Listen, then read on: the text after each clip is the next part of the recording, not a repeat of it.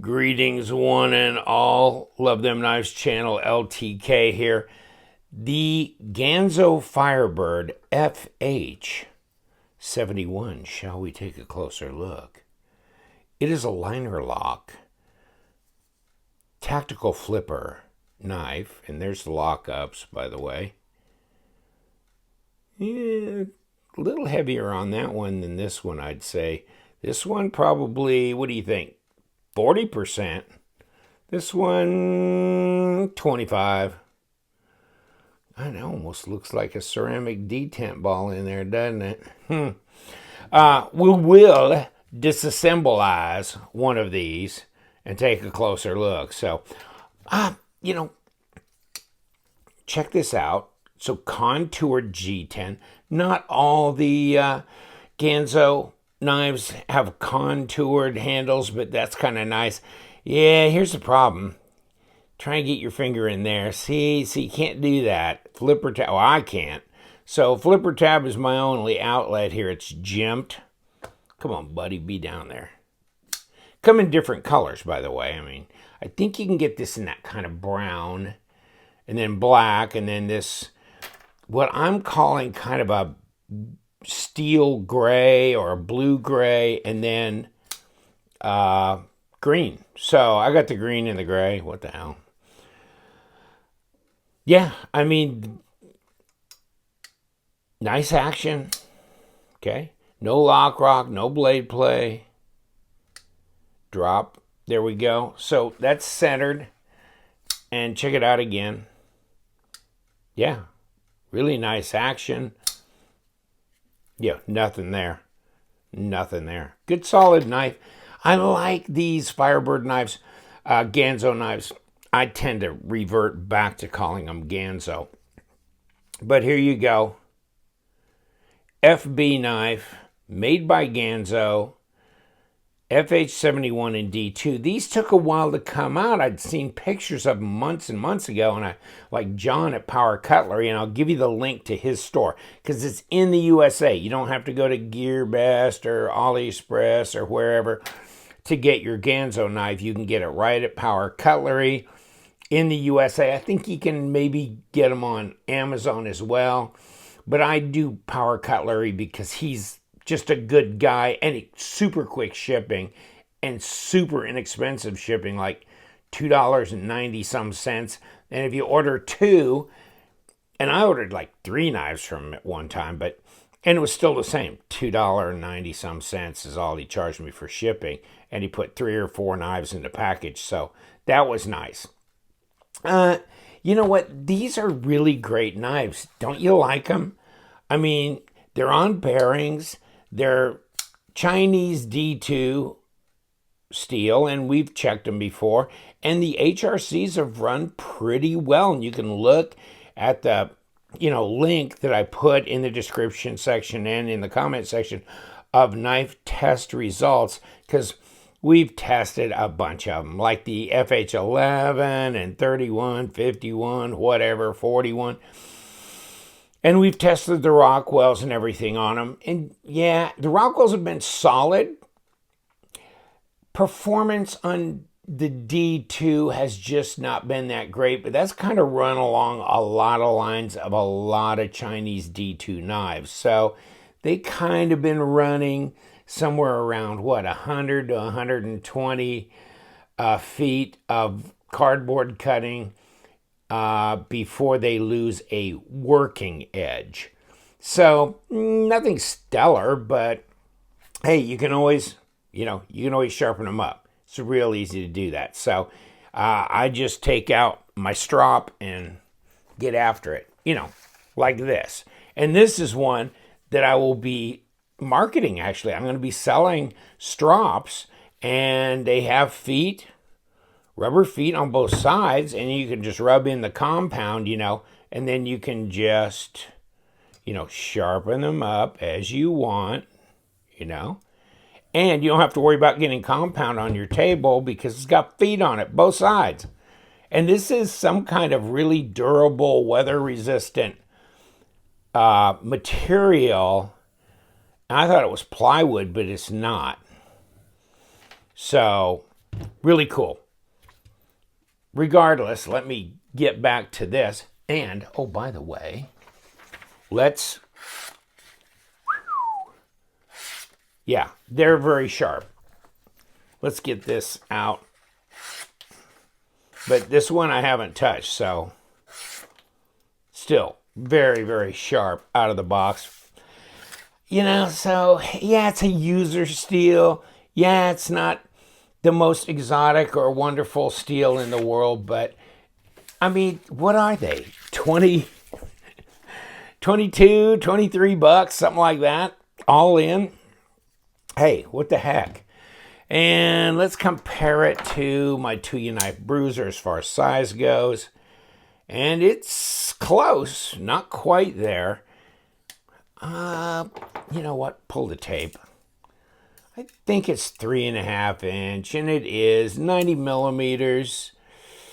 Not quite 8 inches though. 7 7/8, or close there to 20 centimeters. So, handy that way. Oh, let's grab the scales. That's always important, isn't it? How much is it going to weigh? And these are pretty light and nice. You can tell it's deep carry pocket clip, but right hand only, no left hand option. Grams. Well, 96, almost 97 grams roll around 2 ounces. 3.4. Okay.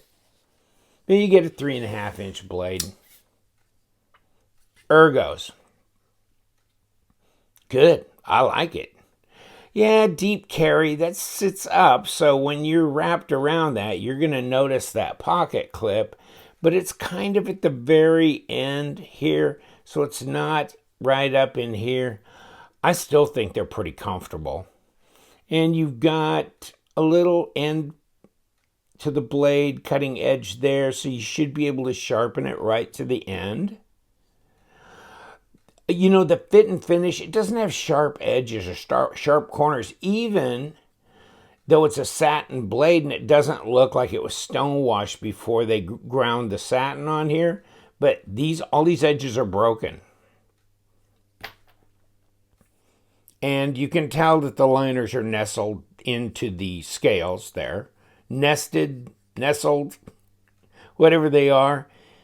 But yeah, I mean, I like the pocket clips. These are so easy to just grab and go and just use, and who cares, right? And you're talking, I mean, there's gas station knives that cost more than this. But this steel is very usable and very sharpenable and easy to maintain. So, you know, and I was never bitching when they were $440, to tell you the truth.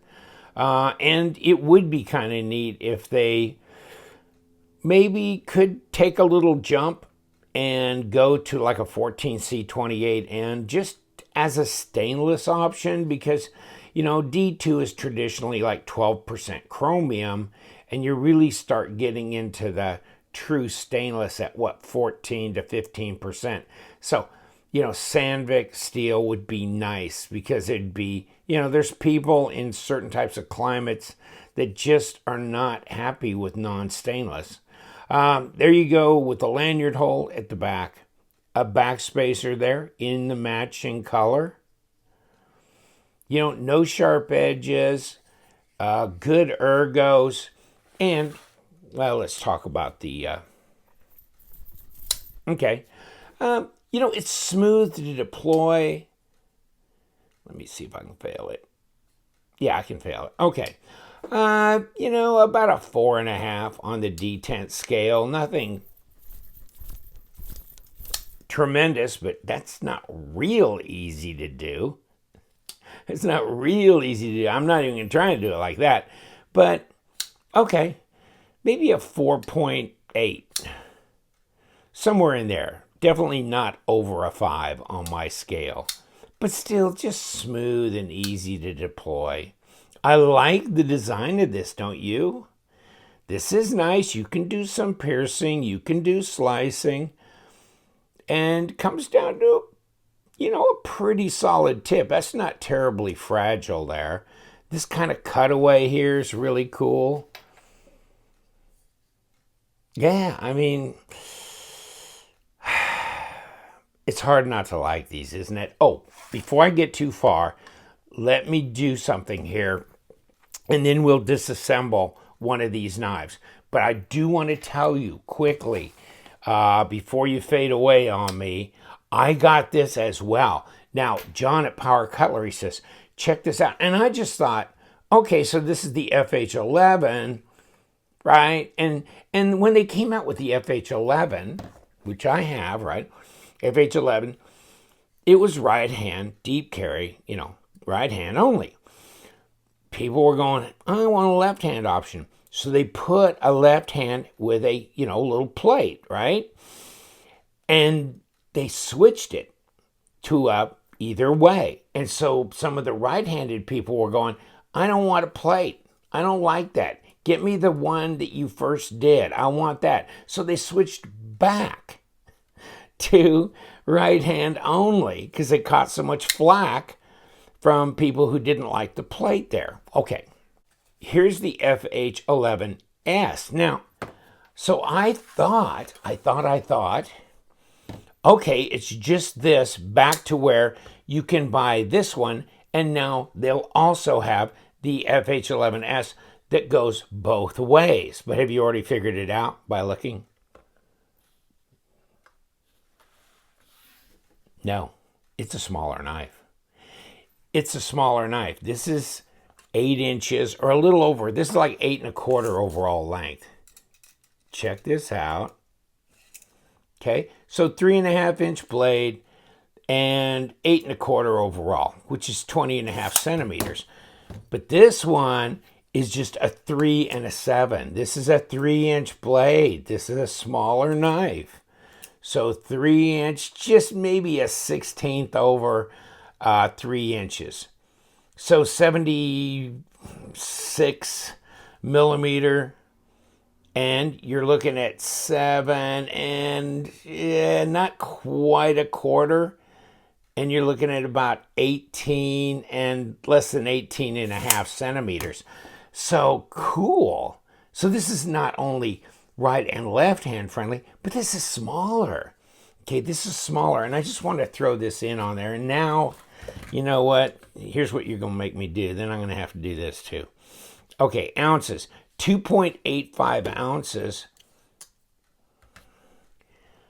Almost 4. So this is over an ounce lighter as well. So I was just saying, what do you think? I think that's really cool that they did that. And check it out. Wow. Yeah, and it'll look even smaller in this perspective. Check that out. Smaller knife. Back it up. Back it up. See? Small, lightweight, left and right hand tip-up carry. So that was kind of what I wanted to get, and I wanted to throw this out as well. This is, I thought, oh yeah, I've seen this one. This is kind of a knockoff of the Rat 1.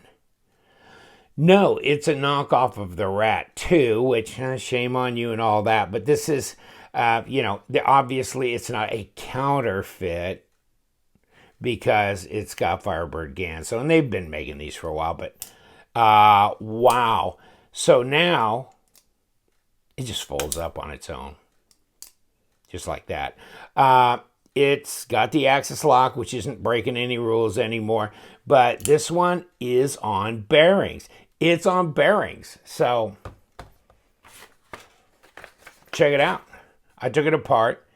It's on bearings. So I just wanted to tell you about this one too, because this is an interesting model. If you want a small knife, and oh, by the way, and the pivot is D-shaped as well. Hallelujah, brother, right there. So I just thought if you want a small knife and you don't want D2 or AUS8, you can get it in 440C, sharp as it gets, and with the bearings, it's just incredibly smooth and nice. It's just cool. So all that being said, now that I've dragged you out minutes and minutes beyond, let's do a disassembly. Let's do the gray one. And we have access from either side, so let me see which is the screw and which is the, oh, this must be the screw part. So that came out there. These look like they're probably number 6s. I mean, for a 20, 24, 23, whatever it is, dollar little shooter, I find that they have really high quality and fit and finish for what they are. Oh, is it going to pop right off, or did I not get that screw out all the way? I didn't, did I? Come on, buddy. And you either. I thought I had them all the way. No, now I do. Okay. And there's the liner nested in there. And they've skeletonized it, and it's smooth. No problems there. Oh, and then the blade stop fell out too, by the way, which goes in here, right there, and also across the ways up here. Now, here's the bearings. Wow, this thing just comes apart like whew, easy. There's your bearings in there. Flip it over, knock out the bearings. And there's your pivot. That one's not D-shaped, but it has access from both sides. So, and there's the bearings again, access from both sides. So this long pivot tube came from the backside of the lock bar area. And of course, since this is screwed into here, then I'm holding my liner in place. Well, it was kind of grungy in there, wasn't it? Look at that. Where I wiped this out of.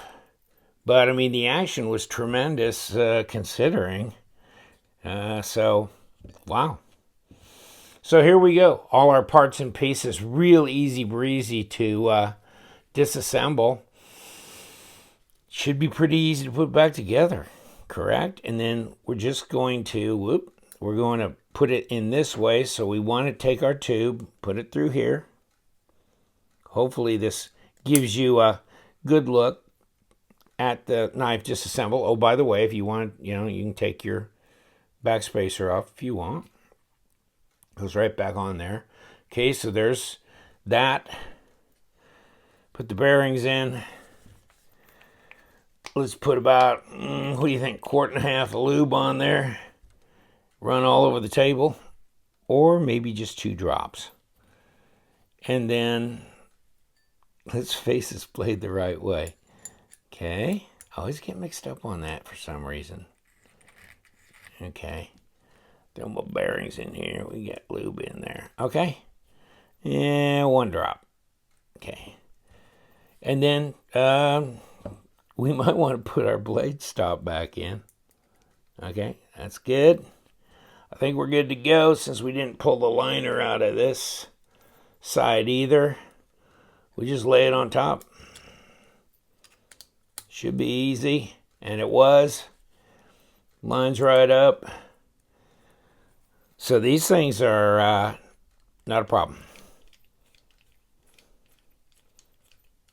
Okay. And we got 2 little screws and they're the same length, so it doesn't matter.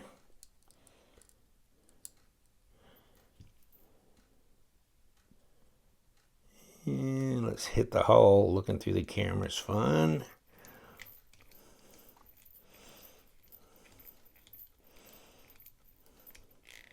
Okay.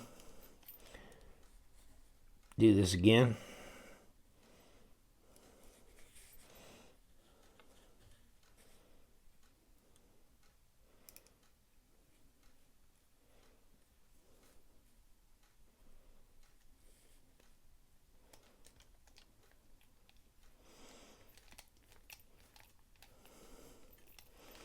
Yep.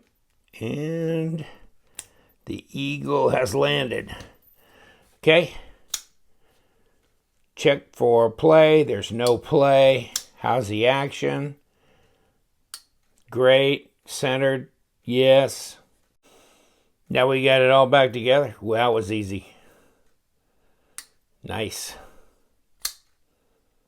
The FH71 might be something you'd be interested in. I like the design of this knife. It's a reasonably good sized knife with a 3.5-inch blade, 8 inches overall. Nice little backspacer, deep carry pocket clip, reasonably lightweight, and 1/2 inch, 12.8 millimeters, and blade stock is 0.13, which is probably 3.3 millimeter. Right in there, 3.3, 3.2. Yeah, 3.3 millimeter blade stock. So, nice.